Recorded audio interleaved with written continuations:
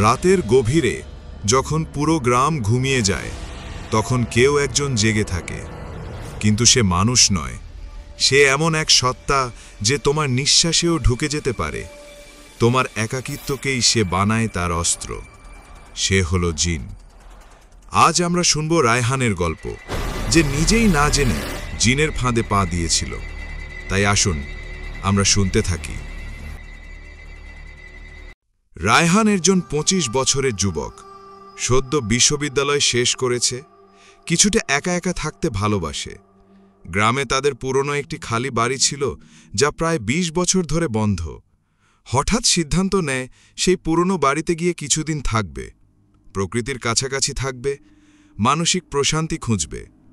রায়হান যখন প্রথম রাতে ঘুমাতে যায় তখনই শুরু হয় অদ্ভুত কিছু ঘটনা। হঠাৎ জানালা স্লোলি খুলে যায়, বাতাস না থাকা সত্ত্বেও পর্দা নড়ে ওঠে। প্রথমে মনে করে কাকতালীয়, কিন্তু তারপর এক রাতে সে দেখে ঘরের কোনায় এক ছায়ামূর্তি দাঁড়িয়ে আছে। চোখ দুটো যেন জ্বলছে। ভয় পেয়ে উঠে পড়ে, লাইট জ্বালিয়ে দেয়। কিছুই নেই। সে আগের মতো 5 ওয়াক্ত নামাজ পড়ত না। যেটা হালাল হারাম বুঝে চলত, এখন হঠাৎ হঠাৎ ঝুঁকে পড়ে হারামের দিকে। একা একা কথা বলা, হঠাৎ রেগে যাওয়া, এবং মাঝে মধ্যে সে এমন কিছু দেখে যা অন্য কেউ দেখতে পায় না। তার এক বন্ধু জামিল একদিন তাকে দেখতে এসে বলে, তুই কেমন অদ্ভুত ব্যবহার করছিস, আর এই বাড়িতে কিছু আছে আমার মনে হয়। জামিল এক হাফেজ সাহেবকে ডেকে আনে। তিনি বাড়িতে আসার পর কিছু আয়াত তিলাওয়াত করতে থাকেন। সূরা বাকারা, আয়াতুল কুরসি, সূরা জিন, সূরা ইখলাস, ফালাক, নাস। তখনই রায়হান হঠাৎ চিৎকার করে ওঠে। তার চোখ লাল হয়ে যায়, গলা মোটা ও ভয়ঙ্কর হয়ে ওঠে। তার মুখ দিয়ে অন্য এক কণ্ঠে কথা বের হয়, ও এখানে একা ছিল, আমরাই তার বন্ধু ছিলাম, আমরা তার দুঃখে পাশে থেকেছি, সে আমাদের ডাক দিয়েছিল, আমরা সাড়া দিয়েছি। আলেম বুঝতে পারেন জিন রায়হানের একাকিত্ব, মানসিক দুর্বলতা এবং ধর্ম থেকে দূরে সরে যাওয়ার সুযোগ কাজে লাগিয়েছে। জিনেরা এমনই করে, যাদের অন্তর খালি থাকে, যাদের ঈমান দুর্বল হয়, যারা একা থাকে অথবা হারাম কাজে লিপ্ত হয়, তাদের কাছে ধীরে ধীরে ঢুকে পড়ে। হাফেজ সাহেব নিয়মিত রুকিয়া পড়তে থাকেন।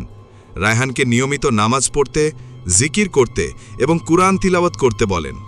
আস্তে আস্তে সে সুস্থ হয়ে ওঠে। বাড়িটি ছেড়ে দিয়ে আবার শহরে ফিরে আসে। শিক্ষা: জিন সরাসরি মানুষের উপরে আধিপত্য বিস্তার করতে পারে না, তবে তারা মানুষের ভয়, একাকিত্ব, হারাম কাজ ও ঈমানের দুর্বলতাকে কাজে লাগিয়ে ফাঁদে ফেলে।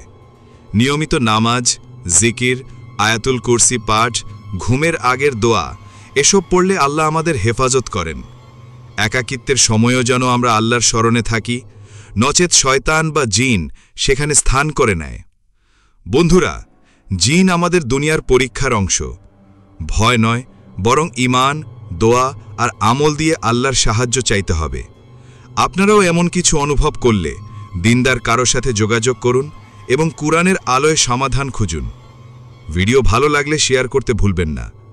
জাযাকাল্লাহু খায়রান।